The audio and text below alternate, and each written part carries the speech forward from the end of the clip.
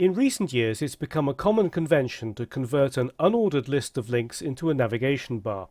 In this lesson, I'm going to show you how to do that with this list of links at the top of the page in the Pacific Highway case study. The first step is to get rid of the bullets and the padding from the unordered list. So I'm going to click inside the unordered list, and I can see from the tag selector that I've got a nav element with the ID main nav, and the unordered list is inside there. So that's the style rule I need to create, a descendant selector for main nav UL. So let's select highway.css and a new selector, hash main nav space UL. And the list related properties are in the others section of the properties pane. Click that right down at the bottom, list style type, set that to none.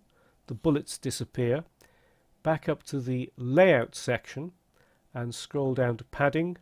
Click the chain icon in the center, select 0, click away. That removes the padding from the unordered list. Next, we need to create a style rule for the links inside main nav. So that's a new selector, hash main nav space A. And I'm going to give each link a width of 160 pixels.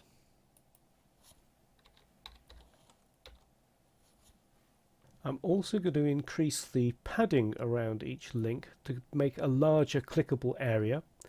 2 pixels of padding on top, 5 pixels on the bottom, and 10 pixels on either side. And to make the entire link clickable, turn the display property to block. That's also in the layout section. There it is. Change it from inline to block. All our links are still stacked on top of each other, so we need to float them. Float left. And we've now got the basis of our navigation bar. Don't worry about this dotted line which goes through the middle of the navigation bar. That's because these elements are being floated, and that dotted line is actually the bottom of the header section. When elements are floated, they're taken out of the normal flow of the document, but this won't actually affect the final result, so don't worry about it. Right, let's make some changes to the text. I'm going to use a dark blue for the color, which will be hash 334759. And I'm going to set the font variant to small caps and set the font size to 20 pixels. And also set text align to center, so they're centered inside each little button. That doesn't center the navigation bar itself. We'll have to fix that a little bit later.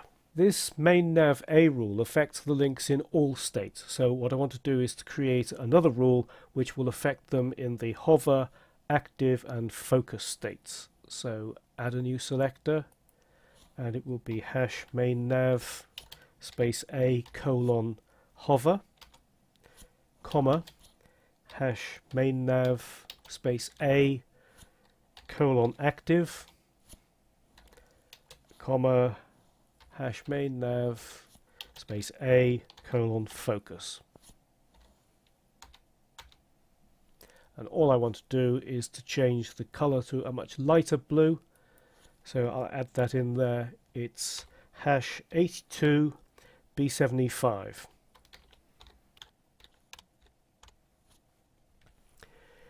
Each link has a width of 160 pixels, but I've added 10 pixels of padding on each side, so that makes a total of 180 pixels. There are 5 links altogether, so that's 900 pixels. So we need to create a style rule for main nav, that's the nav element, make it 900 pixels wide, and then center it by setting the margins to auto. So let's do that. Hash main nav. And then in the layout section, the width will be 900 pixels. And margins on either side, auto. And let's turn on live view. and F4 so we can see our handiwork. And there is the navigation bar. It's centered, and as I mouse over, we get a different color.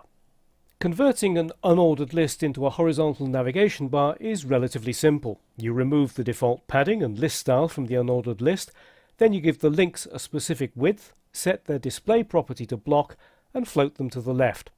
To center the navigation bar, I calculated the overall width and created a style rule for its parent element, setting its width and the horizontal margins to auto.